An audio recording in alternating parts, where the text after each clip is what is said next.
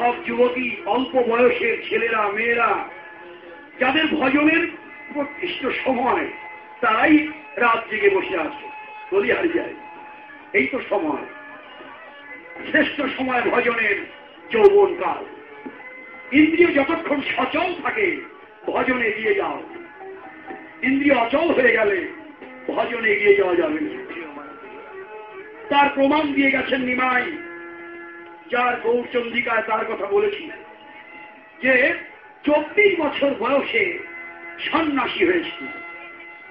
ভারতী গোসাই তাকে বলেছিলেন, এত অল্প বয়স, মাত্র 24, ঘরে তোমার ষোড়শী রূপসী ভার্যা বিষ্ণুপ্রিয়া, স্থবিরা জননী মা সতী দেবী, সবাইকে ছেড়ে তুমি এসেছ সন্ন্যাস নিতে? দিতে পারবো না, শাস্ত্রে বিধান নেই। ও নিমাই, 50 বছর পার না হলে সন্ন্যাস দেবার বিধান শাস্ত্রে নেই, আমি তোমাকে সন্ন্যাস দিতে পারি না। নিমাই প্রশ্ন করেছিলেন, গুরুদেব, তুমি তো তোমার শাস্ত্রের যুক্তি দিলে, কিন্তু আমারও প্রশ্ন আছে তোমার কাছে। শাস্ত্র বলেছে 50 বছর পার না হলে সন্ন্যাস নেওয়া যাবে না। আর আমার প্রশ্ন, হে গুরুদেব, 50-এর মধ্যেই যদি আমার হয়তো মরণ, তবে মোর সাধু সঙ্গ হইবে কখন?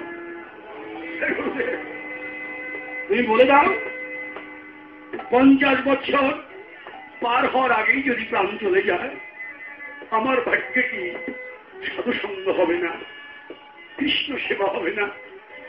এই অনুরাগের কথা আমি মানি না কখনো আইন। রাগাত্মিকা ভজন যারা করে, অনুরাগী ভক্ত যারা, তারা তো কোনো বাধা মানে না। আজকে তাই ফুলগুলিও কালাকালের বিচার না করে একই শরৎকালেই ফুটে আছে গোবিন্দ সেবায় লাগবার জন্য। ফুটে তো আছে, বনের মধ্যে ফুটে আছে ফুলগুলি, আর আক্ষেপ করছে কত আশা করে ফুটলাম, কিন্তু আমাদের এমন বন্ধ কে হইবে? আমাদের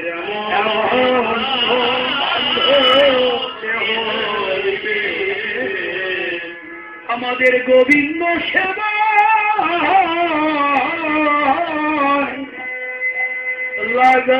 লাগাইবে এমন বন্ধ কে হইবে?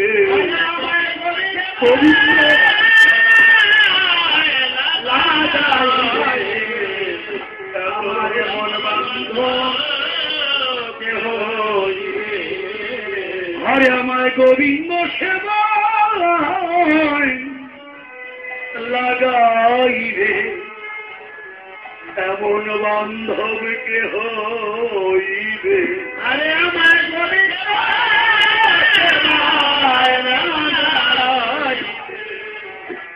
এমন বান্ধব কে হইবে? আরে ফুল তো একা একা গোবিন্দের চরণে পৌঁছাতে পারে না। ফুল বনের মধ্যে ফুটে থাকে। যদি কোনো পুরোহিত, যদি কোনো কৃষ্ণ ভক্ত বাগান থেকে ফুলগুলিকে চয়ন করে গঙ্গা জলে ধৌত করে চন্দন মাখিয়ে গোবিন্দ আয় নম বলে যদি গোবিন্দের চরণে দেয়, তবেই ফুলগুলি গোবিন্দের চরণ সেবা ভাগ্য পায়, তাছাড়া তো পায় না।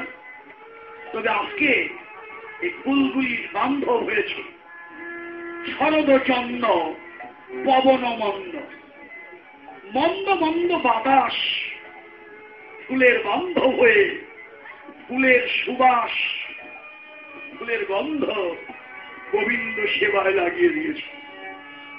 ফুলের জন্ম ধন্য হয়ে গেছে। সে বৈষ্ণবগণ মায়েরা, ফুল তো তার বান্ধব পেয়ে গেল, এবার লীলার পাশে গিয়ে আমি বলতে চাই, আমার বান্ধব কে হবে? আমার বান্ধব কে হবে?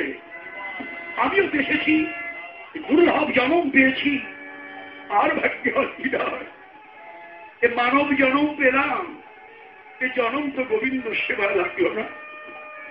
আমার বান্ধব কে হবে না? আমার বান্ধব, আমার বান্ধব, আমার বান্ধবের কথা যদি বলি, এই যে আপনারা আমার বান্ধব, আজকে সমবেত বৈষ্ণব মন্ডলী আমার বান্ধব, আমার বান্ধব, এই হরিনগরের উৎসব কমিটির গ্রামবাসী ভক্ত আমার বান্ধব, তারা আমাকে কৃপা করে এখানে ডেকে না আনলে আপনাদের মতো ভক্তের সঙ্গ ধরে আজকের এই হরিবাসরের তীরে কৃষ্ণ কথা বলার যোগ্যতা আমার হতো না।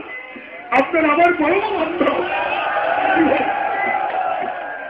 বান্ধবগণ, আপনাদের মতো ভক্তের কাছে নিবেদন জানিয়ে যায়, এ জন্মে তো আমার বান্ধব সাজলেন, আমাকে সঙ্গ দান করলেন, আমার এই যে জন্মের পর আমার কর্মফল অনুযায়ী আমার পশু পাখি কীট পতঙ্গ যেগুলোই জন্ম হোক, হে বৈষ্ণবগণ, এমনি করে তোমরা জন্মে জন্মে আমার বান্ধব হইও, জন্মে জন্মে আমার বান্ধব হইও, জন্মে জন্মে আমার বান্ধব হইও, জন্মে জন্মে আমার বান্ধব হইও, তোমরা জন্মে জন্মে আমার বান্ধব হইও, জন্মে জন্মে আমার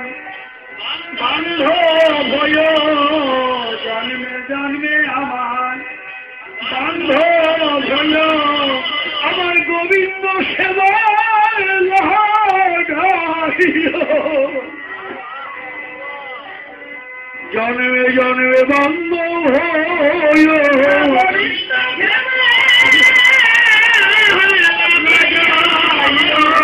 জন্মে জন্মে আমার বান্ধব হইও, গোবিন্দ সেবায় লাগাইও, তোমরা আমার জন্মে জন্মে বান্ধব হইও, জন্মে জন্মে আমার গোবিন্দ সেবা লাগাইও, জন্মে জন্মে জন্মে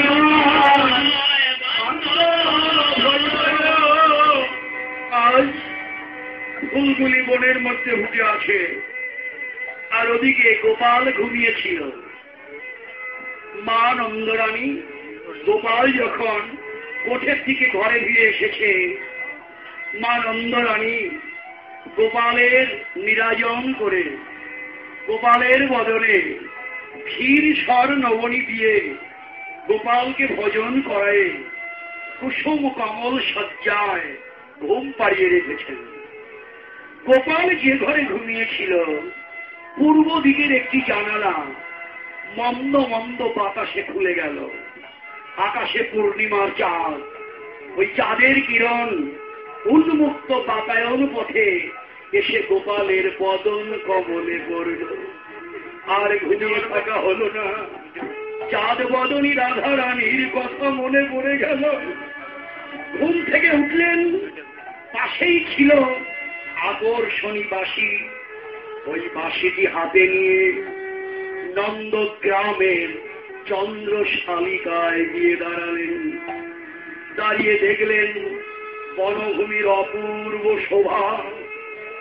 এই শোভা দর্শন করে হারতরাতি ওই ছলভাতি, হারতরাতি ওই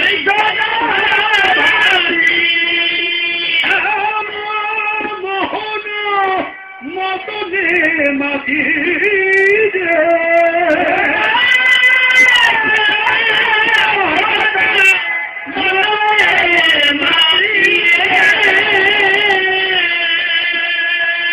আজ মদনকে হারাবেন বলে রে,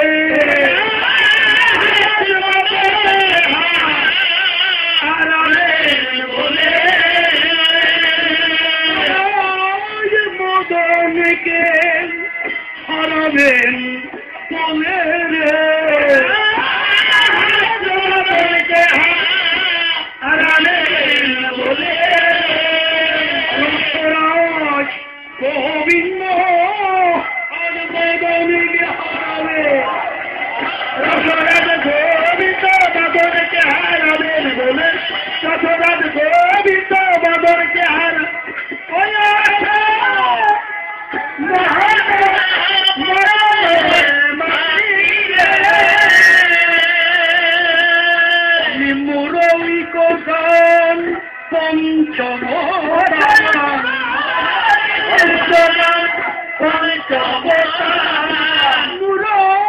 কোগান পঞ্চম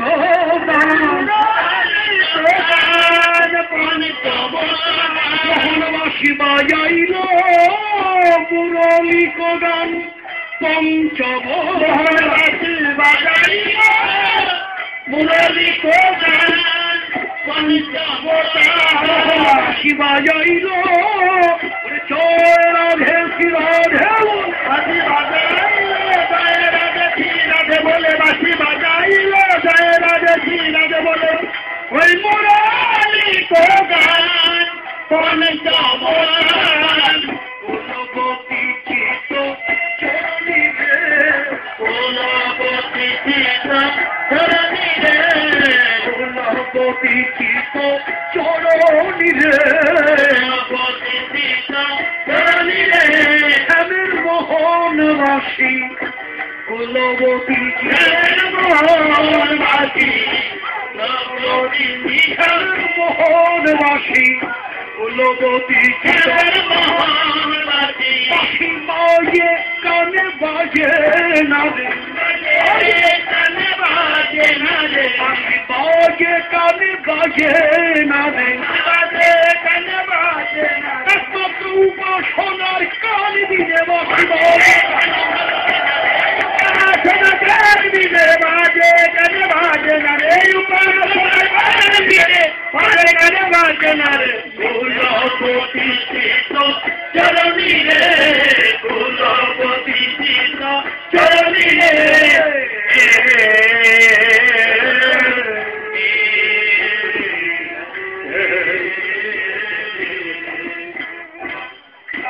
মোহনবাসী পাইল মোহনবাসী বাজাইল আমার দিশা মনোহরং কলৌ জগম মোহনবাসী বাজাইল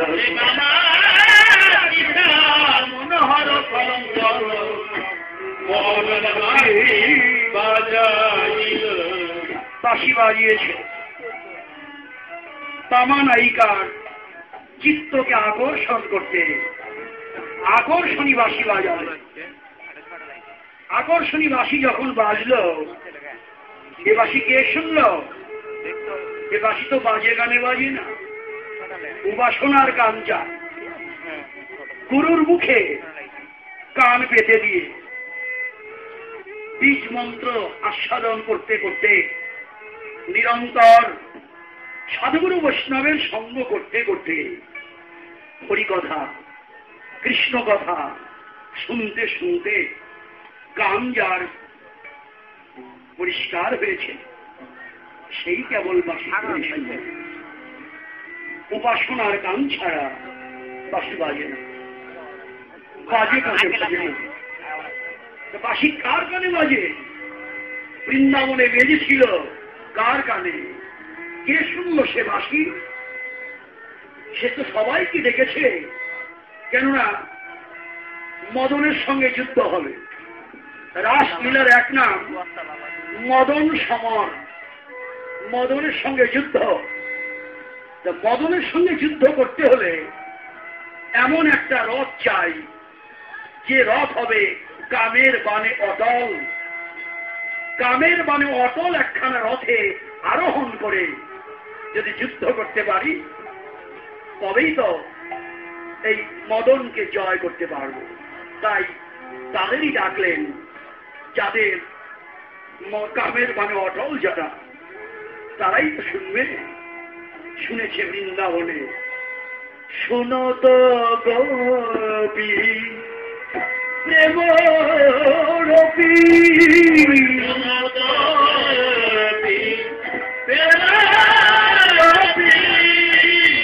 শোনো তো গোপী প্রেম রূপী,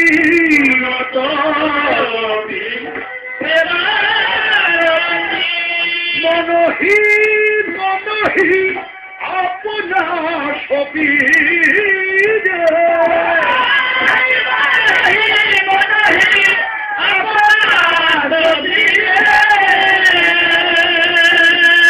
মনে মনে তারা সপে দিল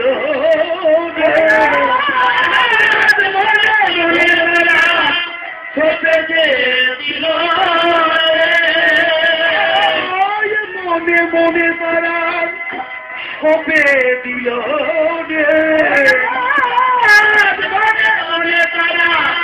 সপে যে স্বামীর বাসি শুনিল কৃষ্ণ বলে প্রাণ কেঁদে উঠিল তখন স্বামীর বাসি শুনিল কৃষ্ণ বলে প্রাণ কেঁদে উঠিল তখন স্বামীর বাসি কৃষ্ণ বলে আমার বনহি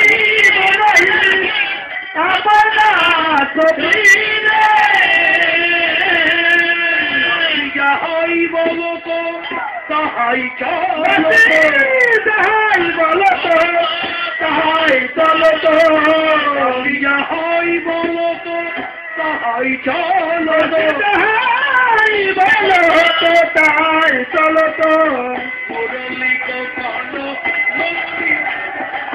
মুরলি কপালো ললানি মুরলি কপালো ললানি রে মুরলি কপালো ললানি রে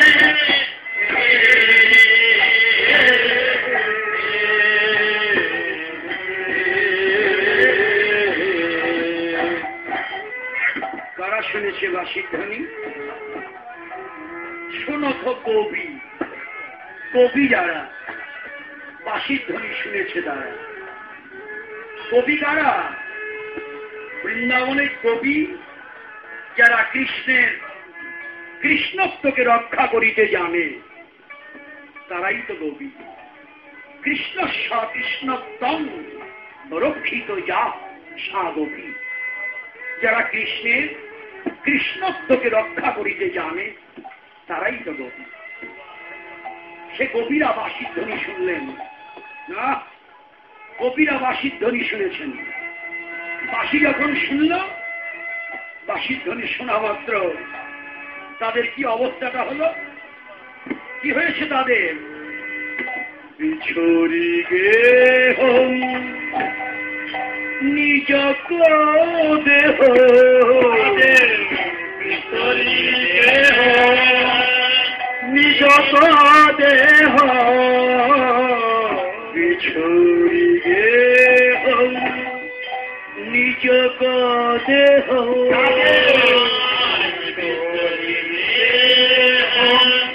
নিজ দেহ, তাদের এক নয়নে কাজর রে, তাদের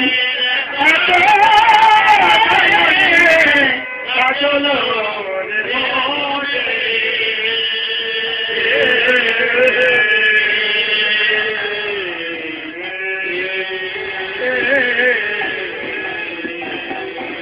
তাদের মাহের মন্দির মন্দির বাহের অঙ্গিত মন্দির এক রঞ্জিত মন্দির এক কুণ্ডল দোলনি, এক কুণ্ডল দোলনি,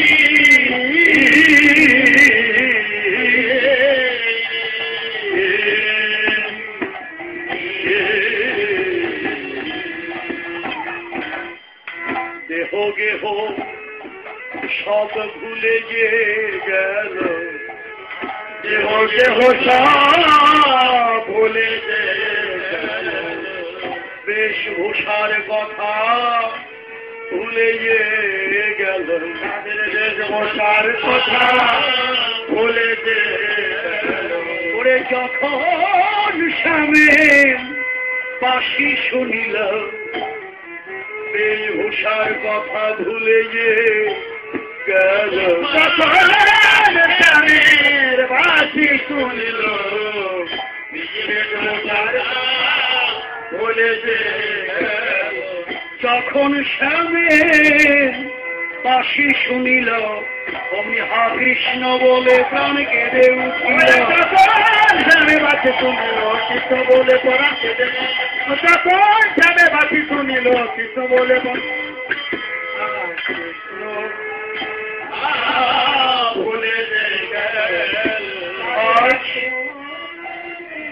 ব্রজ গোপিকাগণ, তার মধ্যে প্রধানা গোপী হচ্ছে রাধারানী। বাঁশি যখন বাজল, বাঁশির ধ্বনি শুনে রাধারানীর কি হল? আপনা পাশরে রাধা না মানিছে কারো বাধা, অন্য মনে সাজে শিবন্তিনী,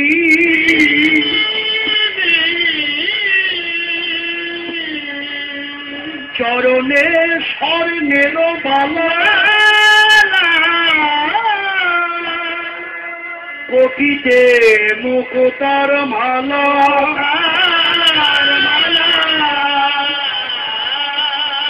বলেরাই বাঁধিল কিঙ্কিনি,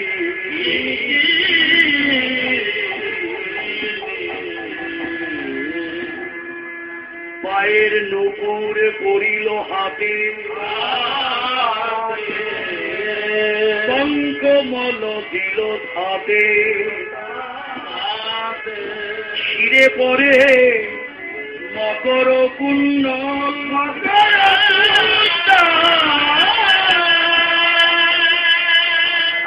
শোভনে নাকের বেসর পরে,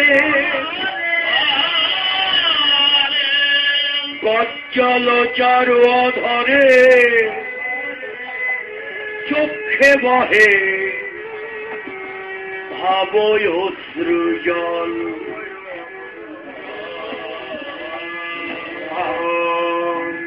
রাধারানী হাতের বালা পায়ে দিচ্ছে বাঁশির ধ্বনি শুনে, পায়ের নুপুর হাতে পড়ছে, কোটির কিঙ্কিনি গলায় দিচ্ছে, গলার মালা কোটিতে পড়ছে,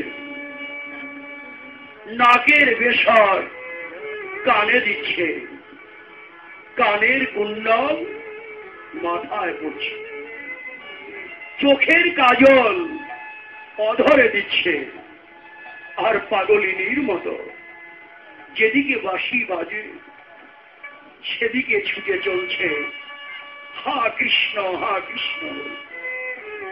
কামতে কামতে ব্রজ গোপিকাদের নয়নের জল আর কাজল এক হয়ে পক্ষে কালো সুতোর দাগ হয়ে গেছে।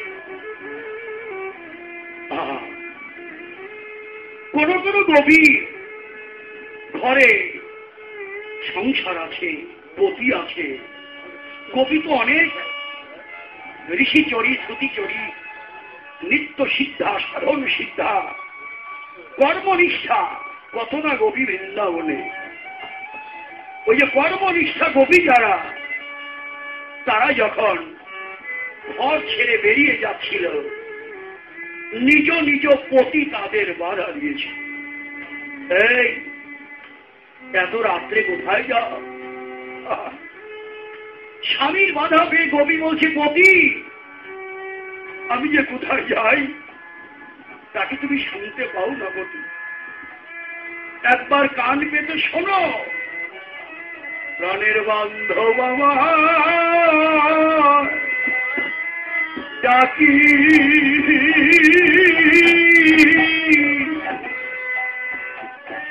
ডাকিতেছে ওই শোন প্রাণে, প্রাণের বান্ধব, প্রাণের বান্ধব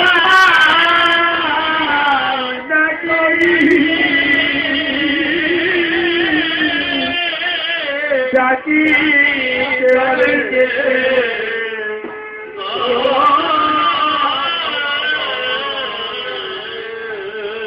ওই শোন প্রাণের বান্ধব আমার ডাকি,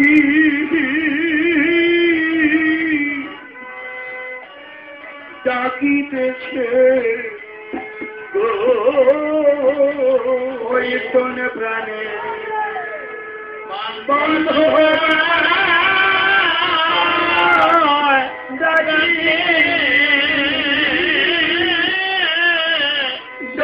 ডাকিতেছে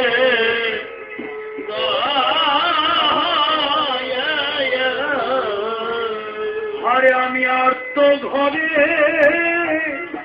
রইতে বান্ধব আমার ডাকি আমি আর তো ঘরে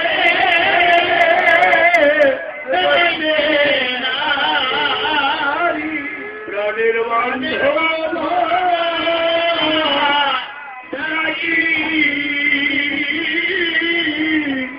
আরে আমি আর তো ঘরে রইতে নারী ওই শোনো ডাকে আমায় বংশীধারী আমি আর ঘরে রইতে আমার বংশীধারী আমি আর তো ঘরে রইতে ডাকে আমার বংশীধারী আমি আর তো ঘরে রইতে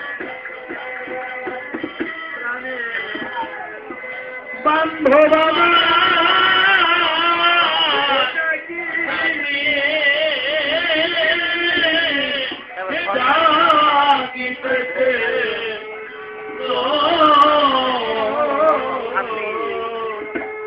আমায় যেতে দাও, আমাকে বাধা দিও না।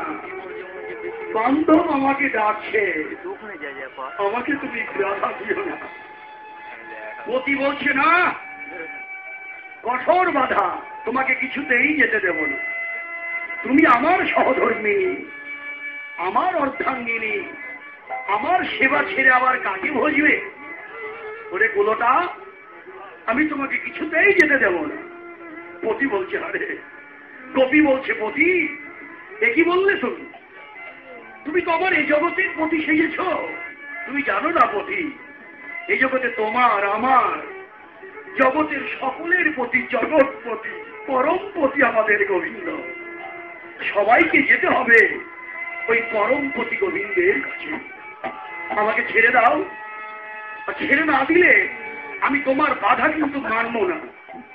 তুমি আমাকে বাধা দিয়ে রাখতে পারবে না। পরমপতির ডাক যখন আমি শুনেছি, তোমার বাধা আজকে আমি মানব না। বেশ, ছেড়ে দেবে না? ও, তোমাকে একটা কথা দেই, ও পতি আমাকে ছেড়ে দাও, আমি যাই ওই পরমপতি গোবিন্দের কাছে গিয়ে আমি তোমার কথা বলে আসব।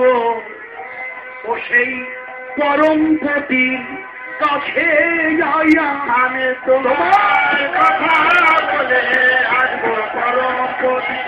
আমি তোমার কথা বলে আসবো পরমপতি। আমি তোমার কথা বলে আসবো পরমপতি। প্রাণের বান্ধব আমার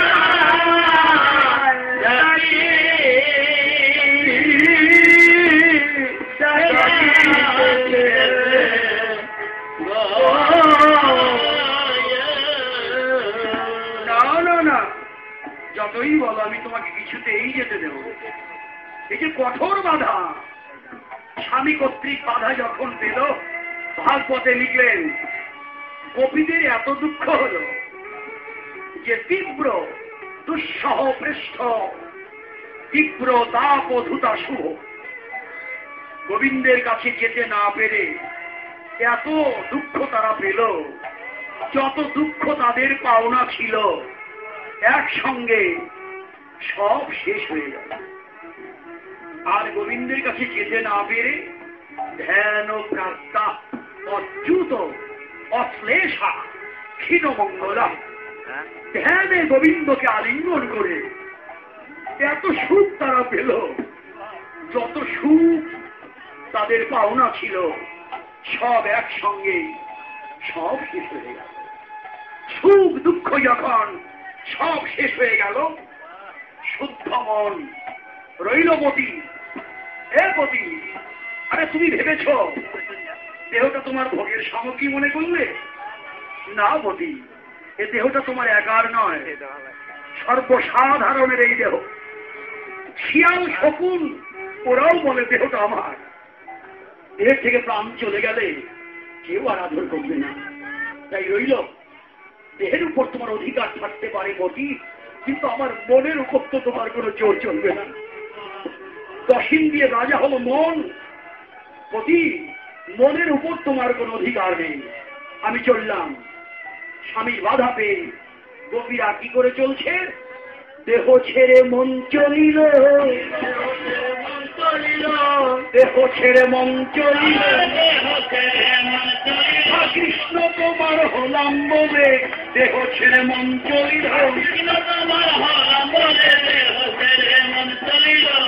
তোমার হলাম বলে দেহ ছেড়ে মন চলিল। কতহি বেলি সখিনী মেলি, কতহি বেলি সখিনী মেলি, কেহ কাহুক পথ না হেরি রে, তারা কেউ তো কাউকে দেখলো না রে, কেউ তো কাউকে দেখলো না রে। এক পথে গিয়েছিল কেউ তো কাউকে দেখলো না রে, এক পথে গিয়েছিল কেউ তো কাউকে দেখলো না রে। ওই সে মিলিল গোকুলানন্দ, ওই সে মিলিল গোকুলানন্দ। গোবিন্দ দাস বলনি, দাস বলনি, সব কবিরা দল বেঁধে একসঙ্গে গেল, কিন্তু কেউ কাউকে দেখল না। বাহ, এ কেমন কথা! এই যে অভিনব কথা। একসঙ্গে গেল, একে অপরকে দেখল না। দেখবে কি দিয়ে? আরে আকর্ষণী বাঁশির সুরে মনটা তো আগেই চুরি করে নিয়ে গেছে। তো একসঙ্গে গেলেও কেউ কাউকে দেখতে পেল না। তারা সবাই গিয়ে কোথায় মিলিত হলো? ওই সে মিলিল গোকুলানন্দ গোবিন্দ দাস গায়নী, যেখানে গোবিন্দ বাঁশি বাজিয়েছিল। গোপীরা সব বাধা অতিক্রম করে গোবিন্দের সামনে গিয়ে দাঁড়ালেন। গোপীরা তো চলে গেল। হে বৈষ্ণবগণ মায়েরা, আমরাও তো যেতে চাই, গোবিন্দের কাছেই যেতে চাই। কেন যেতে চাই? এসেছি গোবিন্দের কাছ থেকে। ভিন্নন্ত বিশ্বে অমৃতস্য পুত্রা, আমরা অমৃতের সন্তান, এসেছি অমৃতের কাছ থেকে। যেতেও হবে অমৃতেরই কাছে। যেতেই যখন হবে আর দেরি কেন? চলুন যাই। এই যে আপনারা ভজনে বসেছেন, এই যে রাত জেগে আছেন, এটা তপস্যায় বসেছেন।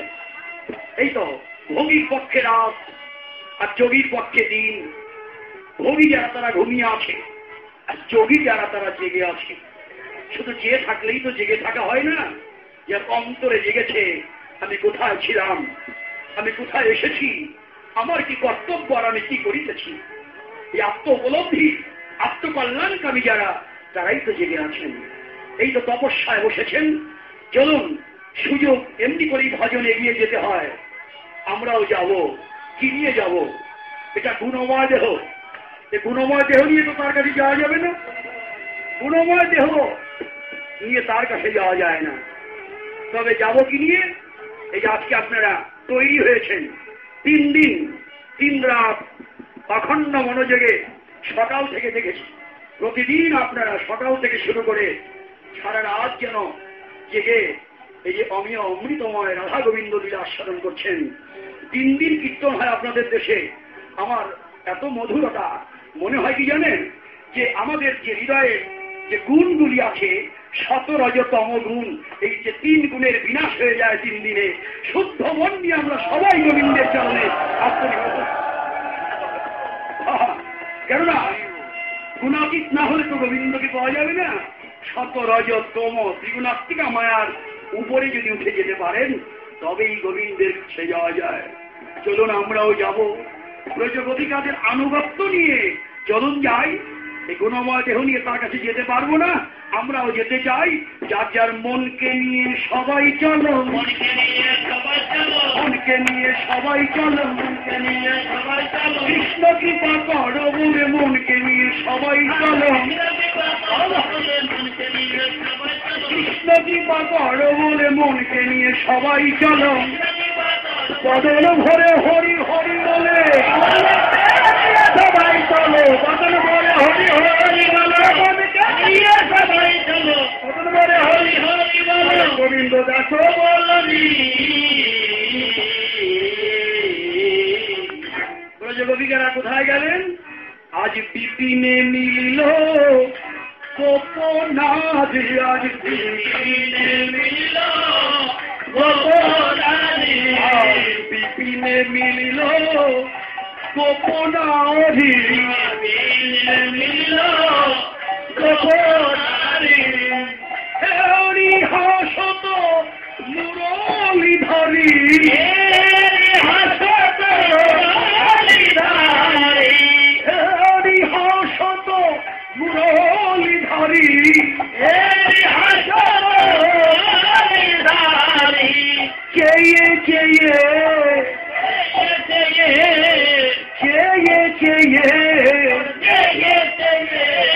শ্যামনগর মুচকি মুচকি হাসে, চেয়ে চেয়ে হাসে,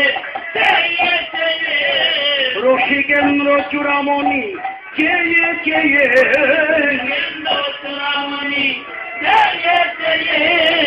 ব্রজগোপীর বদন পানে চেয়ে চেয়ে,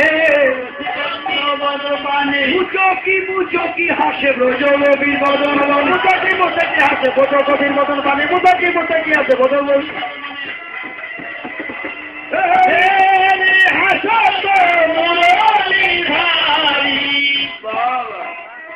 কবিরা যখন গোবিন্দের সামনে গিয়ে দাঁড়িয়েছে, গোবিন্দ গোপীদের বদন পানে তাকিয়ে তাকিয়ে মুস্কি মুস্কি হাসতে লাগলেন আর বলতে লাগলেন কি, নিরখি বয়ান পুছো তো বাত, নিরখি বয়ান পুছো তো বাত, নিরখি বয়ান পুছো তো বাত, পুছো তো বাত। তোমরা কেন বা এলে,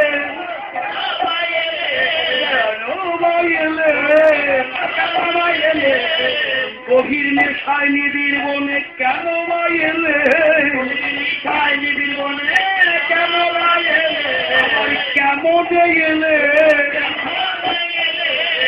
কেমন এলে, সতীর প্রতি সেবা ছেড়ে কেমন এলে,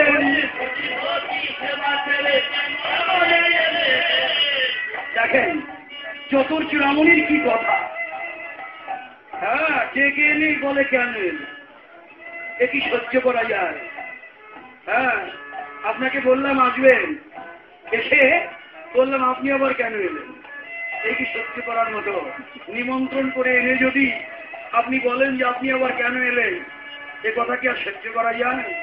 দেখেন চতুরের শিরোমণি কেমন ভাবে কপট বাক্য বানে জর্জরিত করবে ব্রজগোপিকাদের। গোবিন্দকে পাওয়া কি এত সহজ? একেবারে জর্জরিত করে ফেলছে। গোপীদের যখনই বললেন তোমরা কেন এলে, মুখটা কালো হয়ে গেছে, গোপীদের মুখটা বদনখানি মলিন হয়ে গেল। আর কৃষ্ণ বলতে লাগলেন, পুছত সবক কমন ক্ষেম, সবক কমন ক্ষেম, পুছত সবক কমন ক্ষেম, সবক কমন ক্ষেম, কহত কিয়ে করো বিপ্রেম, তাই কি এসেছ, তোমরা তাই কি এসেছ, আমায় ভালোবাসো বলে তাই কি এসেছ, আমায় ভালোবাসে বলে তাই কি এসেছ, ভালোবাসা করবে বলে তাই কি এসেছ,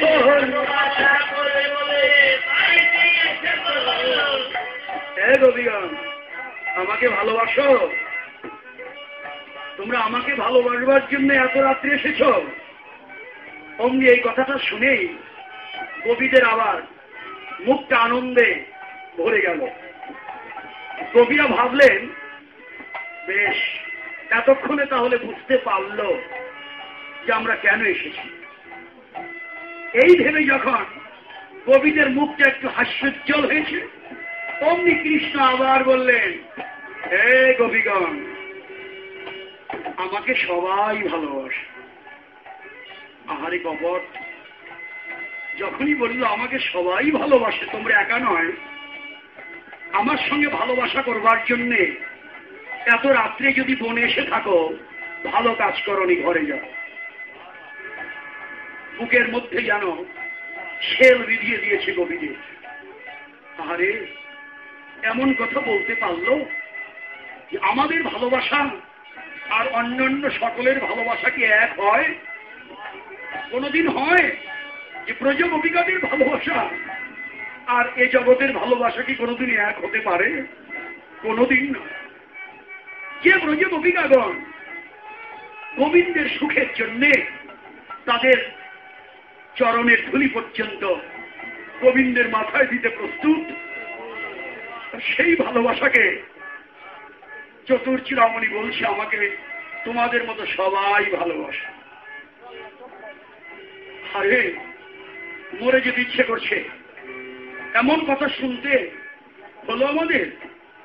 যখন ব্রজ গোপিকারা মর্মন্ত যাতনায় মাথা অবনত করে আছে, আর চতুর্চিরামণি ওদিকে ভ্রুক্ষেপ না করে তার বাক্যবান বলেই যেতে লাগলো, বলো বলো ব্রজক সবহু কুশলবাত,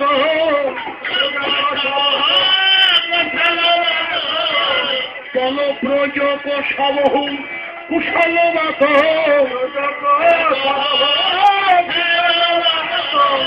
ভালো তো আছে আমার ব্রজবাসীর, ভালো তো আছে ব্রজবাসীর, কাহে কুটিল চাহনি, কেন চেয়ে আছো অমন করে আমার পানে, কেন চেয়ে আছো আমি আর বাজব না গো,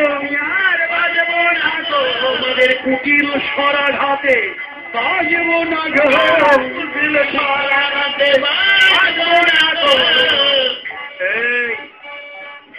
আমার দিকে অমন করে তাকিয়ে আছো কেন? বলো তোমরা কেন এলে? ব্রজে কোনো অমঙ্গল হয়নি তো? প্রতিটি কথার মধ্যে আঘাত। আরে বৃন্দাবনে কোনো অমঙ্গল হয়নি তো? যান না জানি কোনো অমঙ্গল হলেই তার কাছেই যেন ছুটে আসতে হয়। কবিদেরকে আঘাতে আঘাতে জর্জরিত করে ফেলছে। আবার বললেন, তোমাদের সাহস তো কম নয়, এত রাত, হেরি ওই ছানর জনি ঘোষ, হেরি ওই ছানর জনি ঘোষ, তেজি তরণী পতিক করো রে, তেজি তরণী পতিক করো রে, আরে কাহে আয়ুলি কানন ওর, কাহে আয়ুলি কানন ওর, ওর নহে তো কাহিনী,